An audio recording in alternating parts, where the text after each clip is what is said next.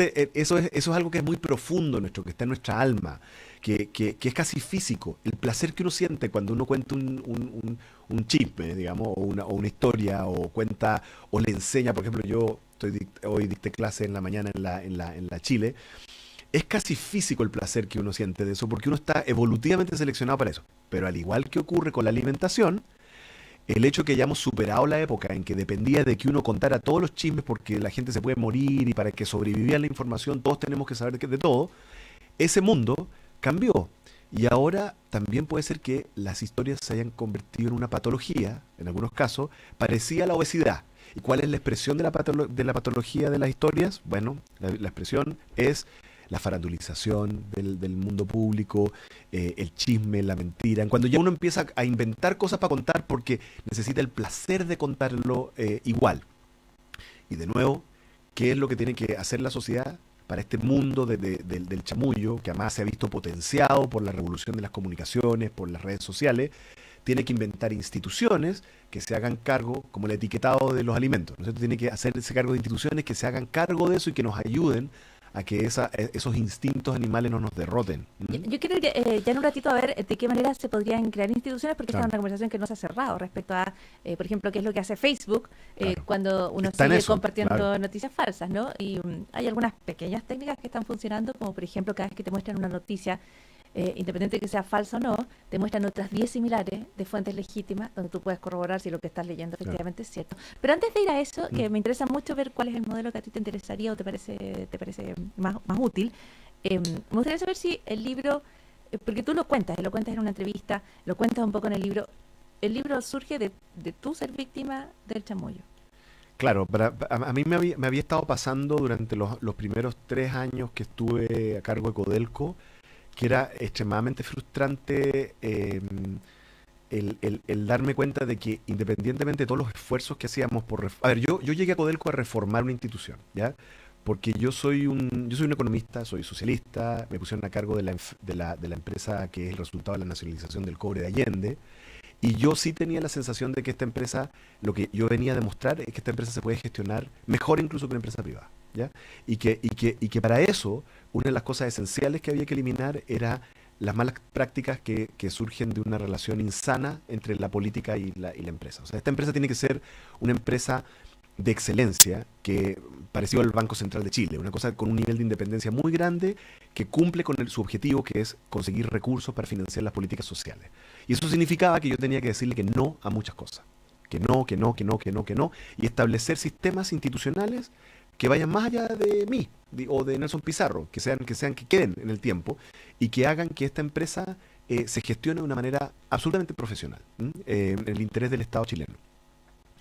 Y sin embargo, yo me daba cuenta de que una técnica que se estaba usando mucho era que de alguna manera la reacción de algunas personas que veían limitados su acceso a hacer uso de Codelco como se hacía tradicionalmente, era justamente instalarnos, digamos, noticias falsas. O sea, decir, no, es que en realidad esto lo están haciendo porque le están dando prebendas a otros. ¿Ah? Esa era como la idea, ¿no? O están preparando la empresa para privatizarla. Y hay unos artículos notables en algunos medios que levantaban cosas así.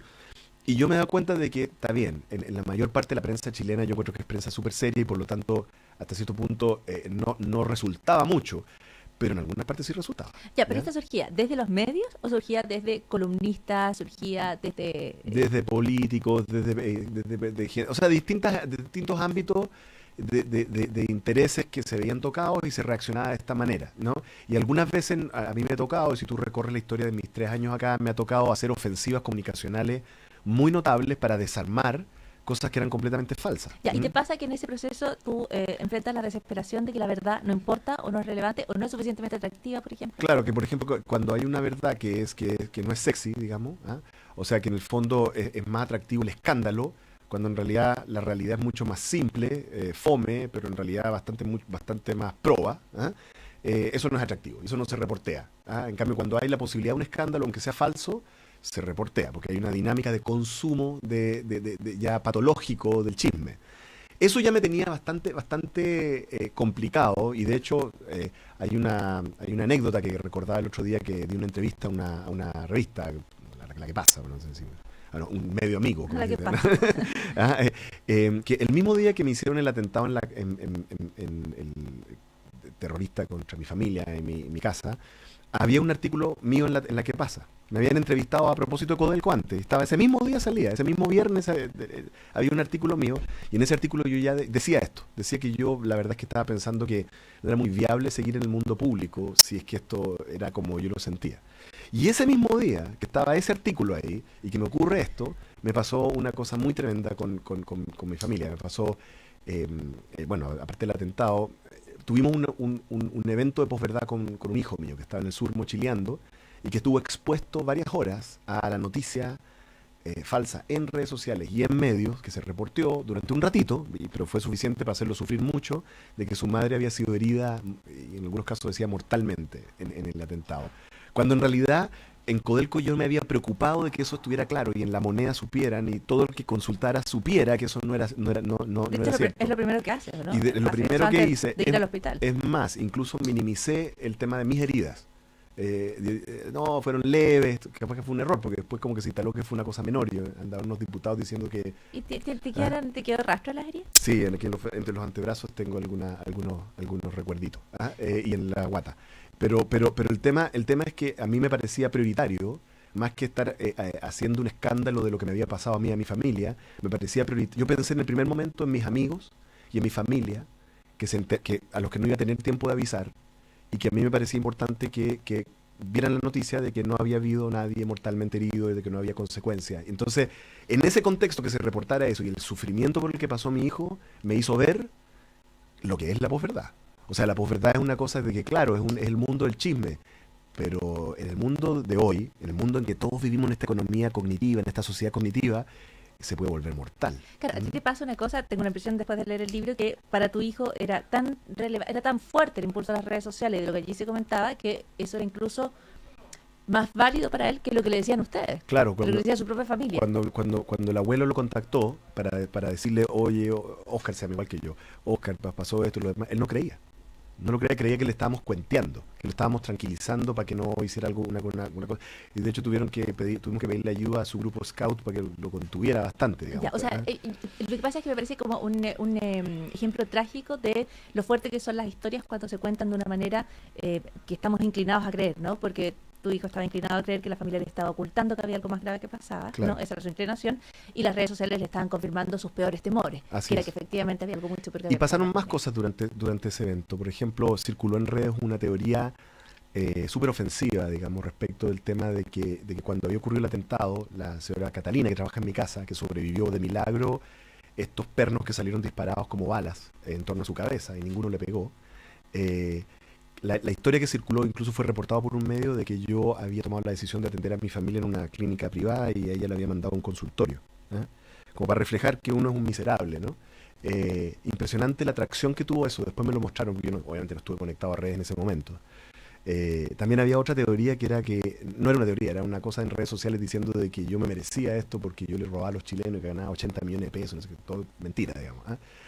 Impresionante. Entonces, a mí me impresionó mucho la dinámica que ocurrió en torno al atentado con el tema de la posverdad y las redes sociales. Me retiré de las redes sociales y creo que no voy a volver.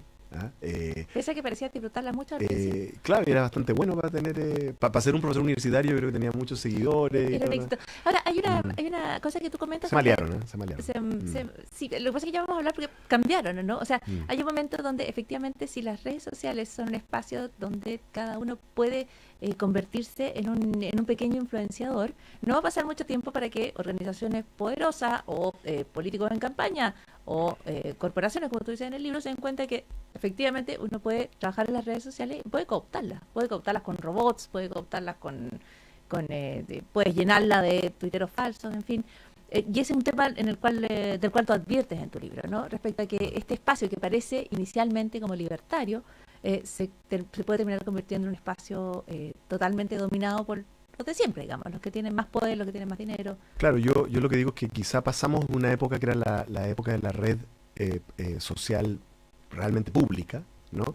Y en verdad estamos transitando, como lo muestra la elección de Estados Unidos, entre otras, y los mecanismos que se usaron ahí, a una cosa que yo llamaría la red social corporativa, donde tú miras los trending topics y no estás seguro de si realmente refleja lo que la gente quiere o lo que instaló una maquinaria corporativa.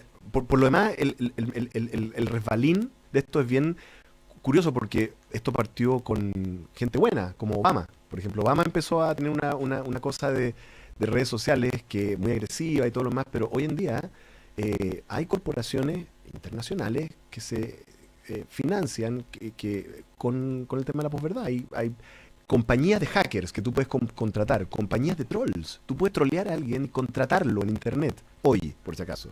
Ya, eso es muy buen negocio, que es otra cuestión que la gente no es difícil entender que las noticias falsas están allí porque son un negocio. Porque generan tráfico y generan avisaje. Y hay unas dinámicas súper complejas en ese plano. En una historia que quiero hacerte dos preguntas. Pero una tiene que ver con el tema de Contraloría, porque tiene que ver con esta lógica que tú dices, yo cuando llegué a Codelco, yo soy un economista, un socialista, y venía a hacerme cargo de una empresa que representa una de las mejores decisiones probablemente que se haya tomado en Chile, que es nacionalizar el cobre, ¿no? Una de las decisiones más heroicas de este país. Además, y que se hizo en consenso político, que es otro punto interesante, ¿no? También. Pero cuando uno revisa las últimas noticias de Codelco, y tu periodo va a terminar en mayo próximo, ¿no? Sí. Cuando uno ve las últimas noticias, tiene que ver con la disputa con Contraloría. Ujú. Y lo que se lee allí es Codelco se niega a someterse a las normas que Contraloría, que es otra institución muy respetada en el país, impone para las compras públicas. Sí, eso fue muy lamentable que se hiciera con estas técnicas, digamos, porque la verdad es que por ejemplo, se instaló la idea de que nosotros no queríamos control. Se dijo eso, ¿no?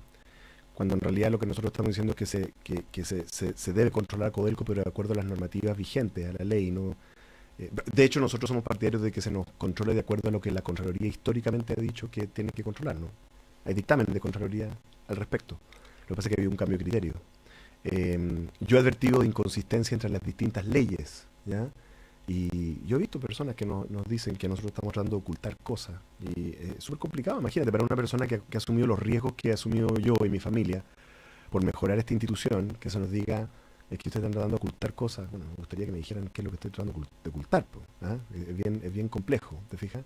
Cuando uno le ha puesto el alma a realmente mejorar una institución que yo creo que es importante para el país, ese tipo de insinuaciones y de operaciones de posverdad me parecen muy terribles, porque además, te voy a ser muy sincero, yo considero que el modelo de gestión, la teoría de gestión que está detrás de lo que yo, al menos junto con mis colegas del directorio y Nelson Pizarro hemos tratado de hacer en Codelco, es una teoría de gestión que yo creo que representa en una pequeña parcela que es Codelco, un enfoque de gestión que es el que tiene que adoptar la centroizquierda en Chile, y el siguiente: si uno cree que el Estado es un instrumento para el progreso de este país, crítico, estratégico, y para construir un país más igualitario y justo, entonces el Estado tiene que ser limpio.